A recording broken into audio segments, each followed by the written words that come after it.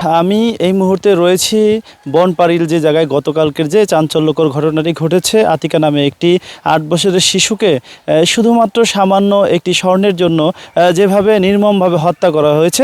আমার পিছনে কিন্তু সেই জায়গাটি রয়েছে যেখানে ভুট্টা ক্ষেত, যেখানে তাকে মেরে কিন্তু তার নিথর দেহ ফেলে রাখা হয়েছে।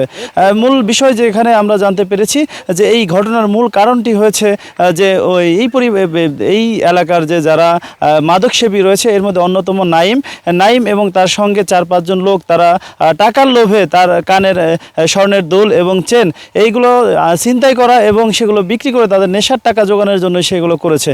সে বিষয়ে আমরা আমাদের সাথে রয়েছেন আমাদের একজন প্রত্যক্ষদর্শী। আমরা তাদের কাছে জানবো আসলে কী হয়েছে, আসলে কালকে কখন কীভাবে। তখন আমরা কাল 5টার সময় থেকে বিশ্রাম মাইকিং করছি, জায়গায় জায়গায় মাইকিং করে চককে চক বইতে খেয়ে বিশ্রাইছি।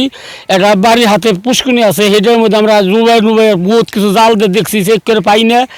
তারপরে অনেকক্ষণ পর এই সেরাগো কাজ করে অমুক আসল বাচ্চা বলা মানে কইছে, বাচ্চা বলানো করার পরে তাগো খবর নিছি যে কি বড়লা সৈন্য ওই যে কানের ডুল দিছে কিন্তু বেসপার গেছে। খবর পাওয়া গেছে না, আমি কয়েছে হবে। আমি গেছিলাম মোবাইলে চার্জার আনবার, পরে শুনি মা একটা থাবর দিয়ে এইটা বেসপার গেছিলো, সেটা কথা কাজ পাওয়া গেছে। চকে আইনে দেহা অমুক জায়গায় আমরা পাই না ভালো মতন দেয় না কনে মারছে। তারপর দুনিয়ার মানুষ চাইবে গেলো হাজার মানুষ, তারপর পাই না আমরা যার মতন বাড়ির লাশ পাঠাচ্ছি দেখি বাড়ির সাইডে বইতে খেত ভাঙ্গা এনে দিয়ে দিই এমনি বাইন দেয় যে জায়গাটা এমনি হাত পাও 2টা পাও বান্ধা মুহের মধ্যে বইতে দেওয়া রাহার মধ্যে বইতে দেওয়া কাজ চিৎ করে ভালো দিচ্ছে বেগ মানুষ চিকরে চিকরি। ওর বাপে এসে কইছে এই আমার পোলা এ কাম করে নাই, এই কাম আমার পোলার না বাই করা তোমাকে ভরে সারুম দেয় দিব নাহলে সারুম না, হ্যান ত্যান হুমকি হামকি দিউনে। যখন মরার হাস পাওয়া গেছে তখন পাবলিকে কেউ সারে নাই, তারে সবাই তাগো মারছে।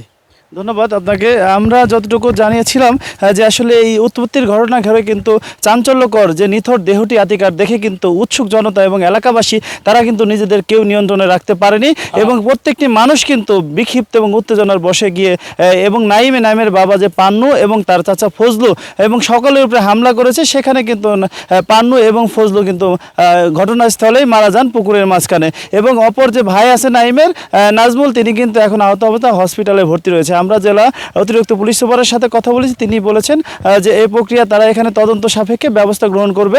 বর্তমানে লাশ কিন্তু ময়নাতদন্তের জন্য মানিকগঞ্জ 250 সোজা মেডিকেল কলেজ 250 সোজা হসপিটাল এবং মেডিকেল কলেজে মর্গে কিন্তু রয়েছে। ময়নাতদন্ত শেষে সেখানে কিন্তু এখানে দাফন করা হবে। এই ছিল সর্বশেষ মানিকগঞ্জে চাঞ্চল্যকর ঘটনা আতিকা হত্যার।